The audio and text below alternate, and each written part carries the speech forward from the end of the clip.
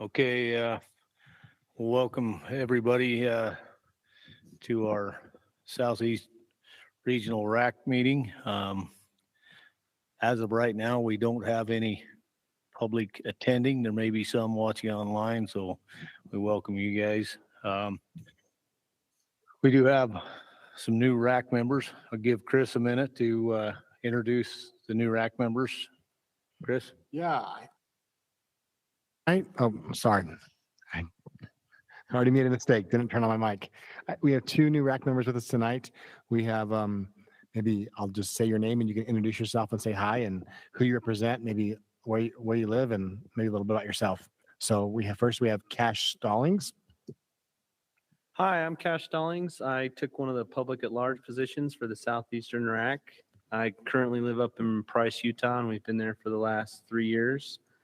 Grew up my whole life hunting and fishing and camping and hiking, and love the outdoors, and super grateful for Utah's natural resources and the opportunities that we have to enjoy them, and wanted to get on this RAC so I could have a little more to do with their management and the policies that dictate how we get to interact with our resources. So, yeah.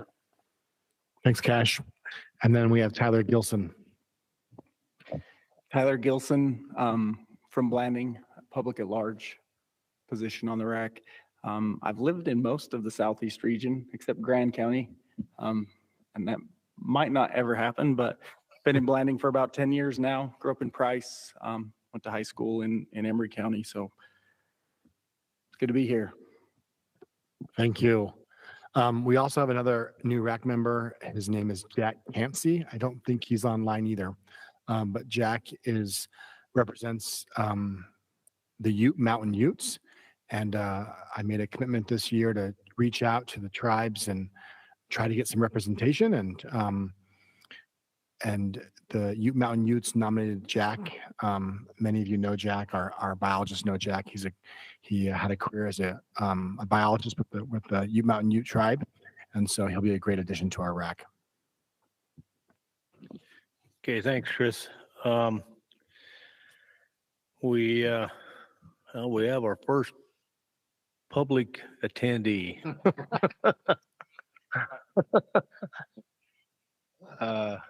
Welcome, Kent, our former RAC chair and now one of the newest wildlife board members. So welcome. We got Scoot Flannery online. I don't see any other RAC members online right now, but if we would, Brad, if you'll start, let's just introduce yourself and who you represent. We'll go around and. Brad Richmond, and I believe I represent non-consumptive. Couldn't even remember. Sunshine Barzy, non-consumptive. Good evening, Darren Olson, represent the Forest Service. I already went, but Cash Stallings, public at large. Dana Truman and Bureau of Land Management. Eric Luke, public or sportsman rep. Charles Fisher, sportsman's rep. Kirk Player, sportsman. Tyler Gilson, public at large. Okay, thanks everybody. This is our first meeting that we've moved to the earlier start time, so we're trying to stall just a little bit, make sure that we don't miss anybody. We could be done by 6:30, so just go over. I guess we really don't have much public here, but just kind of go over how we run the meetings. We will give the presenters an opportunity to make any clarifications to their presentation or any new information. Then we'll open it up to questions from the RAC board. We'll then go to questions from the public. Then we'll have comments from the public. We'll give Chris an opportunity to summarize the online comments that were made by the public, and then we'll open it up to RAC discussion. Won't worry about talking about cards to fill out since there's no public here to fill them out. So with that, open it up for any motions to approve the agenda and minutes from the last meeting.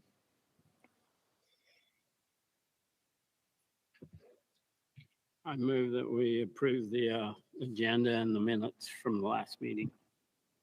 And I'll second that. Okay, we have a motion by Brad Richmond to approve the agenda and minutes, seconded by Kirk Player. Any questions on the motion? All in favor? Aye. Scoot? That is unanimous, so. Okay, Wildlife Board meeting update. You'll have to bear with me as I present that. We've actually had 2 Wildlife Board meetings since our last RAC.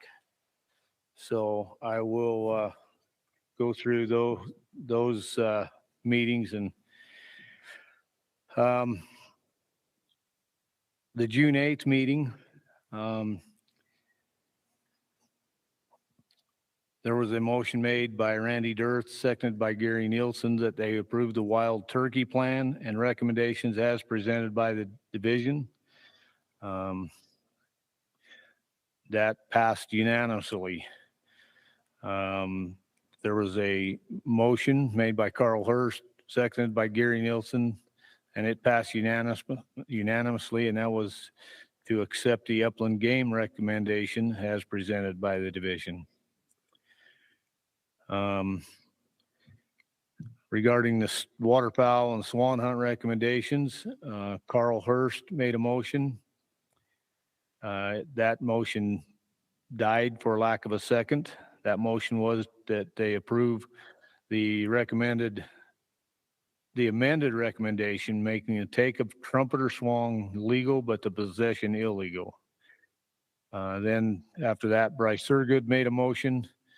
It also died for lack of a second. He moved that if the quota reached 10 trumpeter taken and public shooting grounds and Bear River Bird Refuge was closed to hunting. And finally, the motion that did pass unanimously was made that they approved the division's original recommendations as presented, and that did pass unanimously. Live game birds rule amendment. Motion was made to accept the live game birds rule amendments as presented. That passed unanimously. Collection, importation, and possession rule amendments. It was a motion made to approve as presented by the division, the collection, importation, and possession rule amendments. Passed unanimous. Wade Heaton was absent for the vote.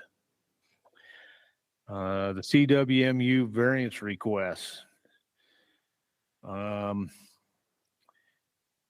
was a motion made to deny the CWMU variance request until after the committee makes the recommendation and it goes through the process. This passed with Chairman Albrecht breaking the tie.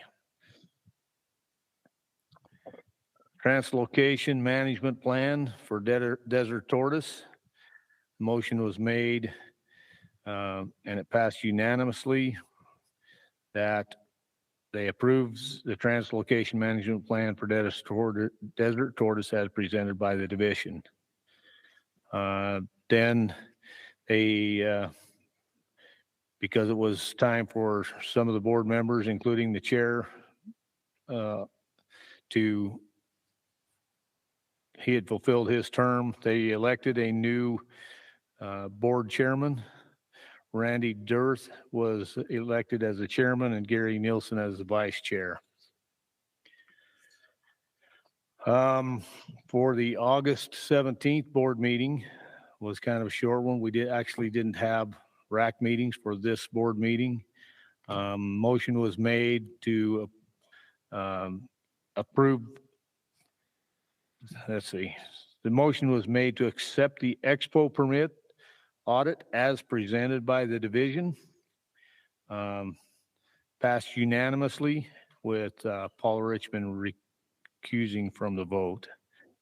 The expo permit allocation, motion was made to approve the expo permit allocation as presented by the division. That also passed unanimously with Paula Richmond recusing from the vote. So that's the Wildlife Board meeting updates. Any questions? Kent, anything that you saw that we missed? Okay. So there's no questions or comments regarding that. We'll turn the time over to Chris for a regional wildlife update.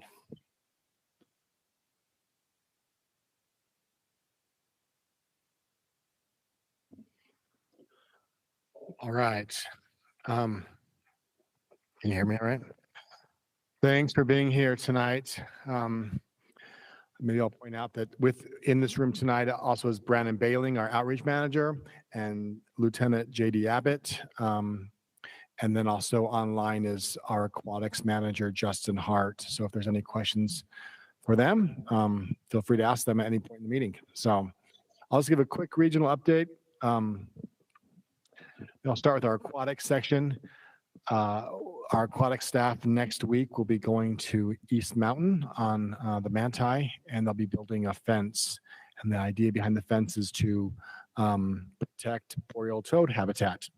There's a spot on East Mountain where there's some boreal toads, and we want to protect them and their habitat. And so we're working with the Forest Service and the permittee to make sure that wildlife and livestock still have water, but we can protect this area where the vegetation is growing that is really good boreal toad habitat. So they're also going to go down to near the Bears Ears and treat a pond down there over in Oak Ridge where they found goldfish, and so we'll treat that pond and get rid of the goldfish there. Next slide. Okay. Maybe I'll mention too, we just finished a bunch of work on the Sego Trailhead. So the Sego Trailhead is a trailhead that people use, specifically a lot of horsemen use it to go into the roadless area of the Book Cliffs. It's just, you go to Thompson, then you head north and go up Sego Canyon. I was just there today. It looks really good. There's several people who had a lot of interest in improving that trailhead. And so we formed a team. We invite anyone who wants to be on that team to join us. But they had several meetings over the last year, talk about signage and camping areas and improved access and try to get some better order on that trailhead. It gets a lot of use, especially on holiday weekends and during the hunting season. And so I don't know if it's completed, but a lot of the infrastructure that we designed and planned is up. And if anyone has any input on how to improve it, we're open to ideas. So yeah, it looked really good today. There's some signage. We cleared out a road that had always been existing, but now it's a little more visible and people can drive down that road up on top. There's more camping space up there.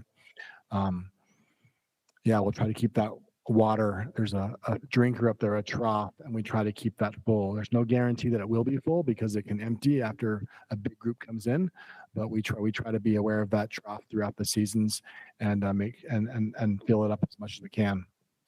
And if it's ever empty, let us know. We'll run up there and fill it. But yeah, that's been exciting to work with a lot of teams on that. It is our restoration season, and so a lot of our habitat work gets done in the fall with our partners, BLM, Forest Service, private landowners, NRCS, of course, sportsman groups donate a lot of money towards these projects, other nonprofit groups throughout the region, and we're restoring, everything from lowland riparian habitat to high elevation aspen habitat and everything in between. So a lot of work gets done. It's really year round, but a lot of the work gets done in the fall. It's probably the busiest part of the year. They try to fly on seed on a lot of these projects before the snow hits. So you have a lot of good winter moisture, hopefully, to get that seed in the seed bed. Law enforcement is working hard too. As you probably know, we are down a few officers in our region. Fortunately, we have it's going to be, this fall, it's going to be a statewide effort. There's a schedule out for officers to sign up, officers who work throughout the state to sign up and to come to Grand and San Juan counties this fall and patrol and respond to calls and work the hunts. And so we're appreciative of those officers who live statewide. Some people think that there isn't any coverage down here. There will be coverage. And if you need to know who's working that week or weekend, myself or Lieutenant Abbott, or if you call our front counter, we have a schedule of who's working. So yeah, if you see an unfamiliar face in a DWR truck in your counties, stop and say hi. They're great officers who are just working our region for the weekend or week. And then our outreach section is doing a bunch of stuff.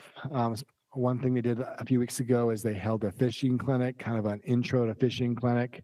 We try to gear it towards the Hispanic community. It's one of our goals this year is to reach out to them and do what we can to teach them and provide clinics and teaching opportunities in the Spanish language. And so we held our first Spanish clinic in Price. Actually, I think it was in English, but there were interpreters there. If anyone needed to have anything interpreted, we had people there who could help out. And so it was a great turnout. We had 28 people there.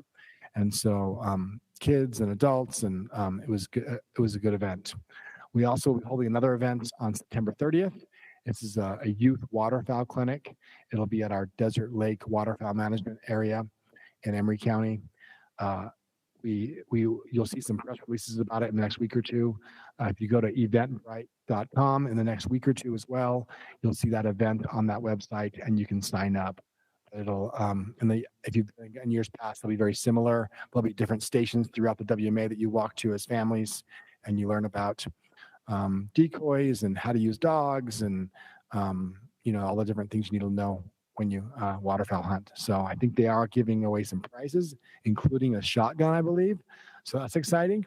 So bring your families on September 30th, sign up for the event, come and enjoy a morning out on the Desert Lake Waterfowl Management area.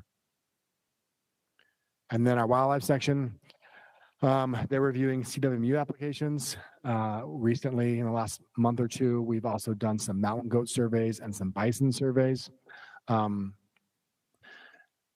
I will say one of the hot items in our region is the mountain goat and the LaSalle's. We committed to the Forest Service that we would keep that population at 100 animals. We did a survey, an aerial survey there in August, and the biologist counted, I think, 70 something mountain goats. When you put in the visibility index in there, the population estimate is at 99. So we're committed to that. It was good to get that 99 number. Yeah, there's some good things going on there. We have a lot of research going on in LaSalle's. Hopefully we'll hear about it in the next year or two, some results. We have BYU. There's a researcher, Dr. Alvin Blinders, who is an alpine boar scientist. Has had a crew there the last 2 summers doing research. The Forest Service has some research as well. So, and Utah State has a researcher looking at pika and goat interactions. So, we had a bat blitz on the San Rafael Swell a few weeks ago. It was over 3 nights. I think they captured over 200 bats, 7 or 8 different bat species. So that was kind of fun. And then our biologists are currently working on updating elk management plans. You'll see those plans in November. There isn't a lot of changes in that plan. We're just updating them in our region. The herd objective will stay the same. So we're proposing the herd objectives stay the same and the age objectives stay the same. So I think that's all I got. Any questions? Thanks, Chris. Anybody have questions for Chris? Okay. Bat blitz, this is the first I've ever heard of it. So enlighten me a little. Yeah, so the native biologists from throughout the region and some partners come together. I think there's 20 or 30 people that come together, and they go to different stations throughout the state, and they put up mist nets near water, like ponds, and when there's water. And at night they capture bats in these mist nets, and then they take up, they take the bat out of the net, identify them, and then release them. So yeah, it's just a part of surveying bats in the area. Yeah, Do they do any rabies screening at that time? they don't, but everyone who works those bat events has to have a rabies shot. So yeah. On the oak management plan, you're planning on recommending all population estimates on all units stay the same, or population objectives stay the same, and then the age class. Are you guys moving that to the age classes that the board voted on, or to what they were before the vote? Yeah, it'll follow the statewide elk plan, the new one. So yeah, and just I should clarify, in our region, the herd objective, and the age class objectives are staying the same. In other regions, they're changing. Some units are changing, and where they are changing, they've created a committee to redo and update some of those plans. Okay, thank you. Okay, thanks, Chris. With that, we'll move on to our first action item, our 2024 fishing recommendations. We have Craig Walker online. We're going to turn some time over to Craig to make some clarifications. Craig? Thank you, Mr. Chair. Tonight, the Division of Wildlife Resources would like to propose a couple of additional regulation changes beyond those originally provided in our presentation. Specifically, we are recommending that the suggested regulation changes be amended to include the addition of 2 new community fishing waters: the pond at Poulter Preserve in West Haven and the new Roosevelt Community Fishery. Although both ponds aren't scheduled to open in 2024 until 2024, we're proposing their addition to the list of community waters now for review by the RACs and board to prevent the need for an emergency regulation change to add them after they open to the public. So the fishing regulation changes that the Division of Wildlife Resources is formally proposing for the 2024 guidebook cycle include: 1, the spearfishing regulation changes that you saw in our presentation, and 2, the addition of these 2 new community waters. And that's all I have. Thank you. Okay, thanks, Craig. Open it up to questions from the RAC. Anybody have any questions for Craig? These new fisheries are going to be brand new fisheries. They haven't been fished before, correct? That is correct.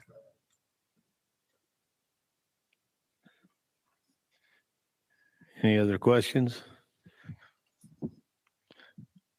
Our public, do you have any questions? Okay, no comment cards. So I guess we'll open it up for RAC discussion. Well, let's see. I skipped one. Chris, you want to summarize the online comments? Yeah. We just had 2 people fill out our survey, and all of you received the results of each of those surveys and the comments there. But I'll just quickly summarize. For this first action item, it was 100% strongly agreed. And the comment was given by the Utah English Coalition supporting our recommendations. Okay, thanks. Now we'll open it up for RAC discussion.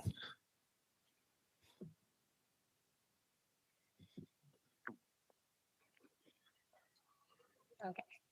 I don't know that these are necessarily questions. They're just things I think about because I think a lot of times in the fishing guide, it's like an opportunity to educate, right? And since there was some discussion about scuba gear and potential invasives, which can be worse on scuba gear, just opportunity to maybe put something in the fishing regulations that talks about cleaning of that gear or trying to prevent some of the invasive species on that. Sure, that's a good thought. We've got coming up with our guidebook editor pretty soon, and we'll discuss that with them. Thank you. And the other thing that I think maybe isn't completely clear in the fishing guide is other states have like different rules about artificial lures or artificial flies. And if you're just talking about terminal tackle, which is what I understand is the law in Utah is just the terminal end, so you don't have to have a fly rod. Is that correct? I'm not certain what you're referring to. Terminal tackle is any of the tackle at the end of your line. So that could be flies, it could be lures, it could be bait. Yeah, so like a lot of states, other states say like fly fishing only, and that means you have to use a fly rod, right? And so I just think like people coming to Utah from other states might be using like center pin rods, which are like a new thing in New York, you know, and they might be using flies on like the end of a spinner. So it might be good to kind of clarify if you're just discussing terminal tackle in the fishing regulations, like I've seen in other states' fishing guides. I am jotting it down. Thank you. Uh-huh.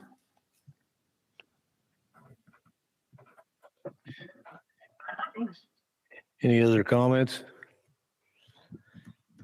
I was just going to say I appreciated his presentation. I liked hearing about how they did the surveys and that there was an 18% response rate. It helped answer a lot of questions for me. So thanks. Scoot? Hey, yeah, first of all, thanks for the reminder. The meeting's at 6. I appreciate that. Almost missed it. I'm not a spear fisherman at all, but so I reached out to some buddies that are just for their input.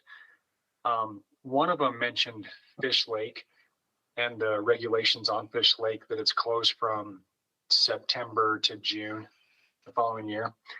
I guess I should have asked this during the question period, and I just wasn't sure we were there, sorry. But what are the reasons for that regulation of the closure during that period? I believe we're protecting lake trout at that time. Okay. So because that was kind of his comment, was the rest of the year it's a lot more difficult to get to the lake trout for spear fishermen, and they're easier to get to, you know, when they're spawning, I guess. So that was the comment. Is there, and I guess you're just trying to have people kill less lake trout or harvest less lake trout. So it depends on the population, really. I mean, if we're trying to keep a population in check, sure, we'd love to liberalize harvest, including spearfishing access. But if we want to maintain what we believe to be a stable population that's being well managed, we don't necessarily want to see additional harvest through spearfishing, as well as the potential conflict with other anglers. So what we're trying to do is expand opportunities for spearfishers, while at the same time mitigating conflicts with other anglers who may perceive them as a quote unquote threat to traditional fishing values. And I think this round of expansion of opportunities in the state does just that. We worked pretty hard with a large group of spear fishermen, and actually they were quite comfortable with the liberalization of the opportunities that we offer in the state now. That's not to say we expand them further as we have additional discussions, but it's kind of a baby steps thing for us. And I got the same feedback from the ones I reached out to, that they were really happy to see the changes that are being made. Just the questions on Fish Lake. Has there been any consideration of allowing spearfishing during that time, but limiting harvest? It would be a discussion we'd have to have with our regional manager and our biologists down there to make sure that they were comfortable with something like that. At this point in time, I don't believe they are. We reviewed a broader list than what was presented, and that was pared down and then negotiated with the spearfishers. So right now, no, maybe in the future. Thank you. Yep. Any other comments from the RAC?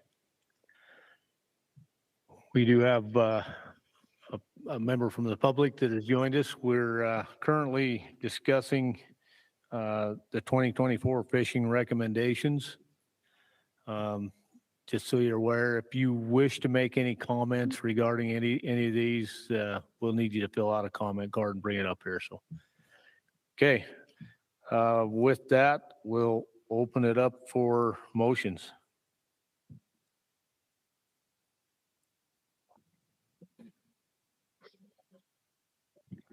I'll make a motion to accept the recommendations as proposed.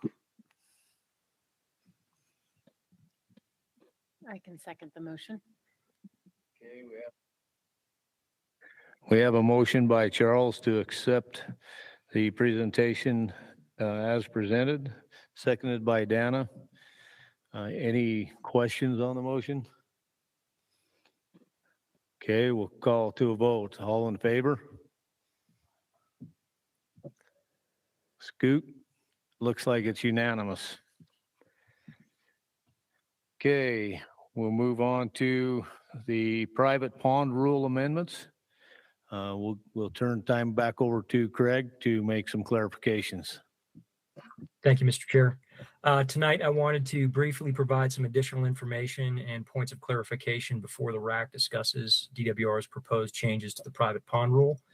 To begin with, I'd like to provide additional information regarding stocking of fish in private ponds in the Virgin River drainage. In our original proposal presentation, DWR mentioned that we were in the process of working with the Virgin River Recovery Program to identify additional species for stocking in the Virgin River drainage. The recovery program consists of several federal, state, and local partners working towards recovery of endangered fishes in the Virgin River drainage. Since recording the presentation, DWR has formalized a new memorandum of understanding with the recovery program. We mentioned in our presentation that once this agreement was completed, it was likely that DWR would propose allowing the stocking of 2 to 4 additional species of fish into private ponds in the Virgin River drainage.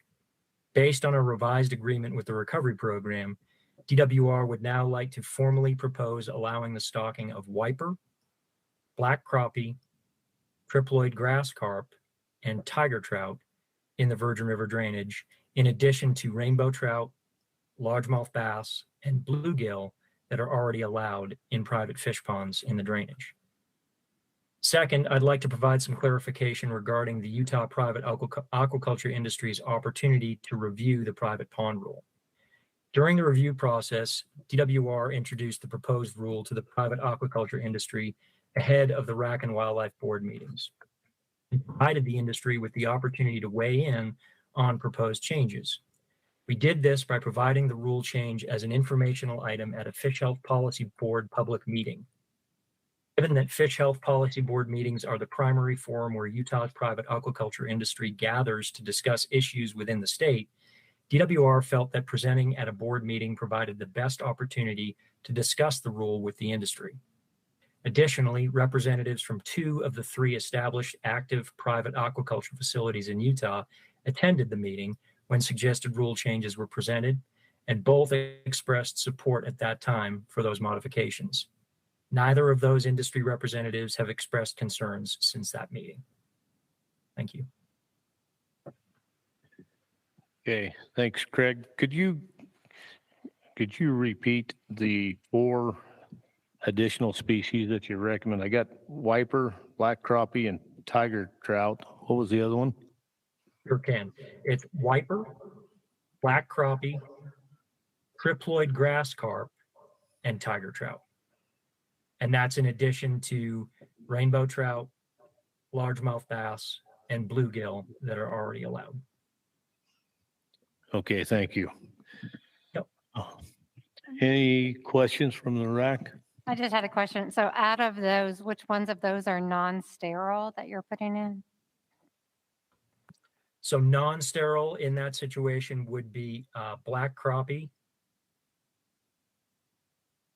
wiper, triploid grass carp, and tiger trout are considered to be sterile.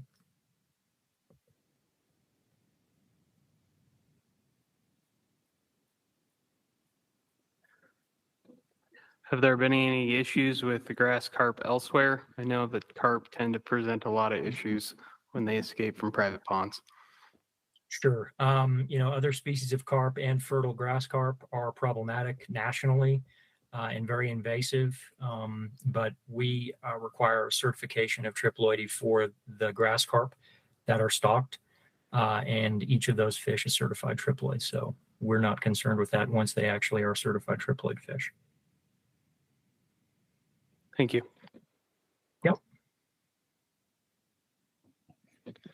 Any other questions? Any questions from the public? Okay, no Yes, comment. I'm sorry, I had one more question. Okay, go ahead. Okay, so when you're talking about the private ponds, you were talking about those being isolated, and I just know that we're having worse and worse monsoonal flood events, and that's predicted to get worse with climate change. So I just wanted to know kind of how you determine that isolation of those private ponds.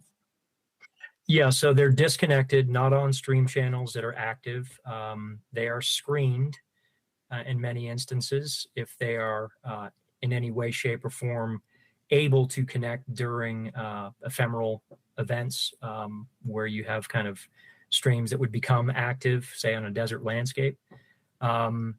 So yeah, we recognize the fact that there are acts of God that can potentially breach anything. But we try to mitigate that as best as possible by adhering to those standards from a screening standpoint and making sure that they're off channel. So is there a certain distance requirement or barrier in place, or? The screen is what we consider to be a barrier. Additionally, a lot of our ponds actually spill out into open fields and are not in any way, shape, or form associated with even a dry stream channel. Yeah.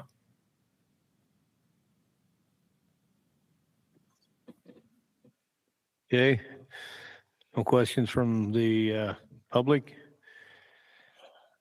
No comment cards. Chris, you want to summarize the online comments? Yeah.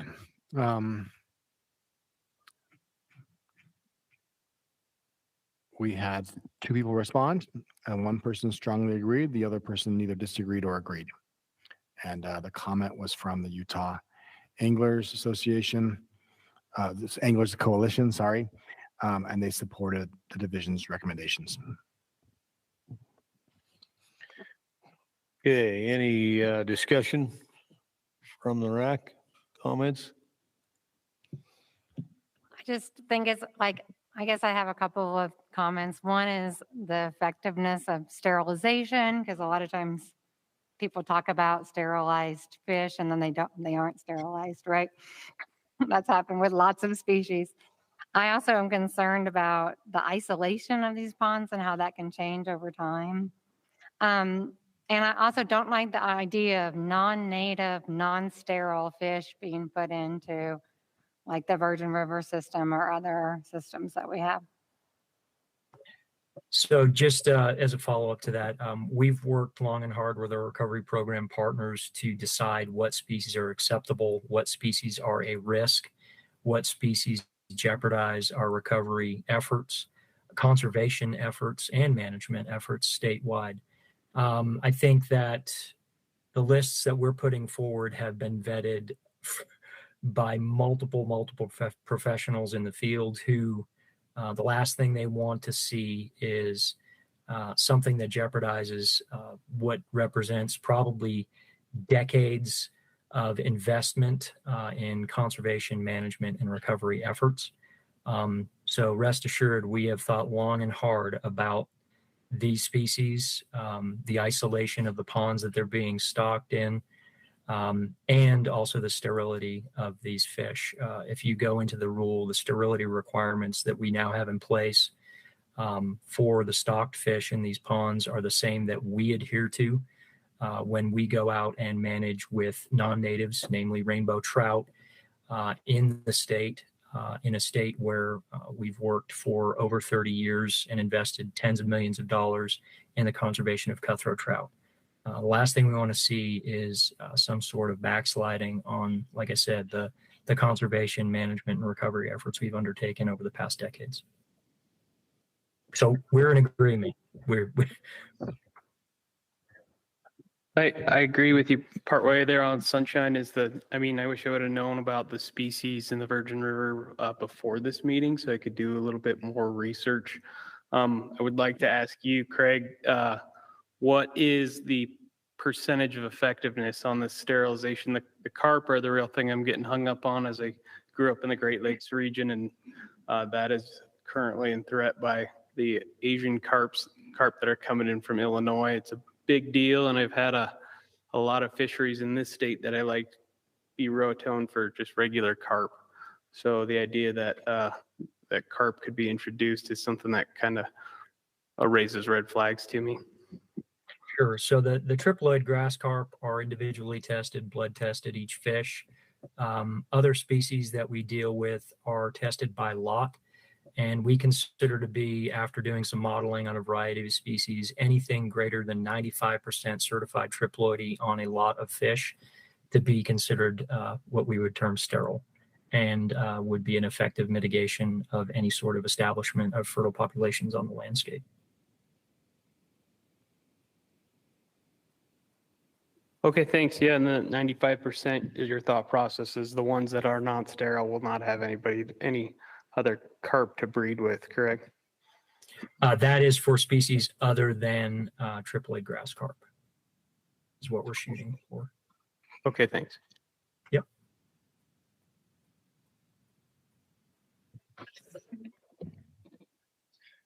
Any other questions? If not, we'll open it up for motions.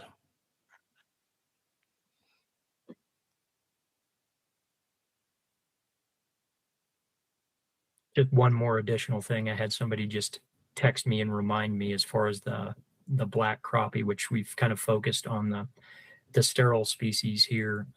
Black crappie in the Virgin River drainage, although not native to the Virgin River drainage, are not considered to be able to establish or effectively establish in riverine environment. So in the Virgin River drainage, we don't consider those to be a threat either, just as a follow-up. Thanks, Craig. Yep.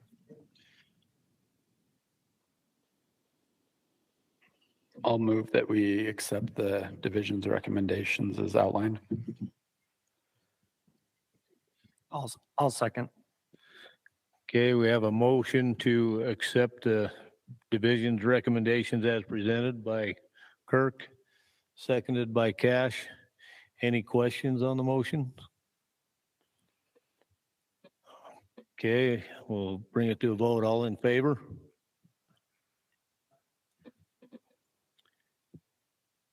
And opposed? Okay, Sunshine, would you care to elaborate on your? Sure. I really appreciate all the work that's been done. I guess I just have concerns about non-native, non-sterile fish introduced. It worries me because of the long history of things, and also just because of the public and the public perception when you're telling people not to move non-native, non-sterile fish, and then you do it as an agency. Sometimes I think it gives the wrong impression to the public. Okay, thanks, Sunshine. Charles? I believe everything you're telling me. I would just like the time to look at it myself. It's just something before I put my name on it, I'd like to just read different studies and stuff on it. Okay, fair enough. So it looks like that motion passes. I can't count. 6-2. 8-2. How many do we have? We have. And Scoot, was you were in favor? 7. Yes. 7-2. Yep. So. Okay, that concludes all of our action items. The informational items are for other regions. So that pretty much concludes our meeting. Mr. Chair, can Yes. I just give out one piece of different information? So I have been appointed to the CWMU Rule Revisement Committee, and I am serving as a sportsman's position on that committee. So if there's anyone in our region or throughout the state that are sportsmen that would like to discuss with me or pass ideas on to me about the CWMU program and how it's running and changes you may like to see or the things that are going well with the program, please feel free to reach out to me. Now that I'm a member of this RAC, my email is public information. You can reach out to me there. You can come talk to me at these meetings. That committee will be meeting over the course of this whole next, for the next 9 or so months. We've already met 3 times. We're going to meet 2 more times this year, and how many ever more times it takes to be able to bring forth actual action items that can move through the RAC next year in June. So again, I'm serving as a sportsman rep on that committee and would be happy to hear from anyone that would like to reach out to me. Thanks, Cash. Good to know. Now you know who to vent to. I guess I'd tag on to that similarly. So I am on the shed hunting task, the group. We've met twice. We will be meeting next week on Tuesday. We'll be discussing some of the ideas moving forward on this next meeting. And anyways, same thing. If you have an opinion or thoughts, feel free to share them with me as we talk about shed hunting and moving forward. Obviously, everybody was aware there was a closure put in place this year, and there's just discussions of, is that something to consider in the future? Any regulation, other states, things like that are being considered. So. Okay, thanks, Darren. Well, we'll entertain a motion to adjourn. Mr. Chair, before we adjourn, could I just throw one parting shot out there? You bet. Go ahead, Craig.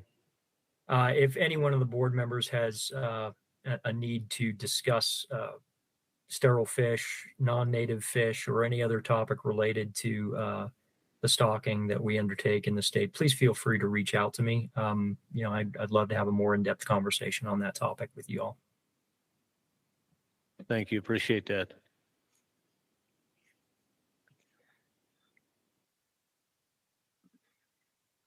I move that we adjourn. I'll second. Motion and a second to adjourn. All in favor?